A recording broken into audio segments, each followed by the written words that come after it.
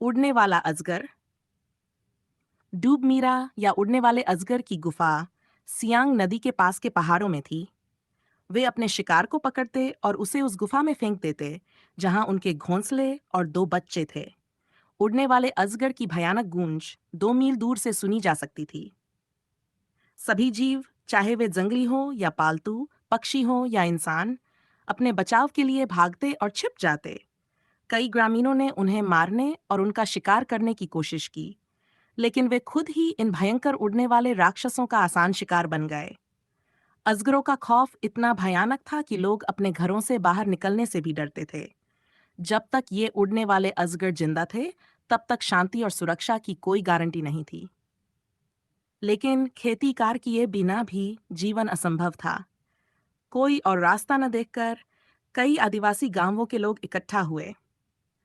उन्होंने सबसे शक्तिशाली और योग्य पुजारियों और शामनो नीबो को बुलाया, जिन्होंने मुर्गी के जिगर और अंडों से भविष्यवाणी की। इस गूढ़ अनुष्ठान के बाद ये पता चला कि सिर्फ और सिर्फ बोगुम के पास इन राक्षसी उड़ने वाले अजगरों का विनाश करने की शक्ति थी। बोगुम ने इस चुनौती को स्वीकार किया। उसने कहा, अगर मुझे कई जन्म भी लेने पड़े तो भी मैं मानव जाति को इन हिमालयी उड़ने वाले अजगरों के आतंक से मुक्त करूंगा। भयावह युद्ध की तैयारी। उस मनहूस दिन युद्ध के वस्त्र पहनकर बोगुम सियांग नदी के किनारे की ओर बढ़ा। उसने नदी को पार किया और 3 दिन लगे पहाड़ तक पहुंचने में, फिर 1.5 दिन लगे गुफा तक चढ़ने में। जब वह पहुंचा और पीछे मुड़कर देखा तो एहसास हुआ वापस लौटना असंभव था। चढ़ाई के दौरान उसके सभी उपकरण खो चुके थे।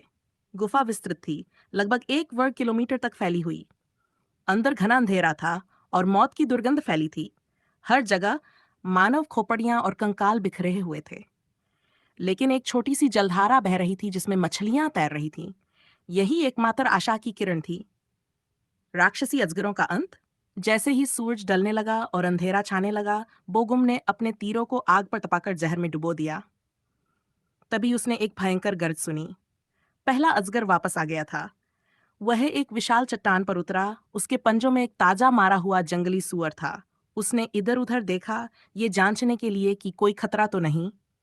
बोगुम ने तुरंत अवसर का लाभ उठाया। उसने सीधा उसकी आंख पर निशाना साधा और तीर छोड़ा। तीर तेजी से निकला, सीधा उसके निशाने पर जा लगा। अजगर दर्द से चिल्लाया, क्वा आई के, और धड़ाम से सियांग नदी में जा गिरा। दूसरा अजगर भी खत्म। आधे घंटे बाद फिर से एक भयंकर गरज। दूसरा अजगर भी लौट आया।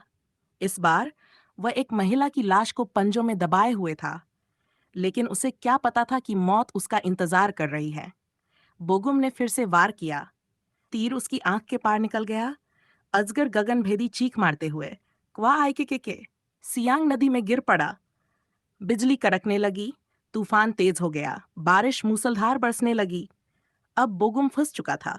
गुफा में बोगुम ने एक विशाल आग जलाई। उसने सभी मृत आत्माओं की शांति के लिए आने डोनिवी से प्रार्थना की, लेकिन अब नया संकट खड़ा था। वह इस गुफा से निकलेगा कैसे? ड्रैगन के बच्चों की सवारी। उसने लगभग 1 साल तक अजगर के बच्चों को पाला, प्रशिक्षित किया और यहाँ तक कि उन्हें इंसानी भाषा भी सिखाई। वे अब उसकी आज्ञा मानते थे। वे उसे पीठ पर बैठाकर उड़ने लगे। आखिरकार बोगुम ने गांव लौटने का निर्णय लिया। लेकिन अगर ये अजगर फिर से नरभक्षी बन गए तो? आखिरी धोखा। बोगुम ने उन्हें आदेश दिया, मेरे खजाने, बेल मेटल्स और अमेय तारोक मूल्यवान मोती को सियांग नदी के किनारे गिरा दो। उसके आदेश का पालन कर चुके थे। अब वह नदी पार कर चुका था। बोगुम ने चालाकी से कहा, चलो एक लाइन में खड़े हो जाओ, मैं देखूं कौन सबसे लंबा है।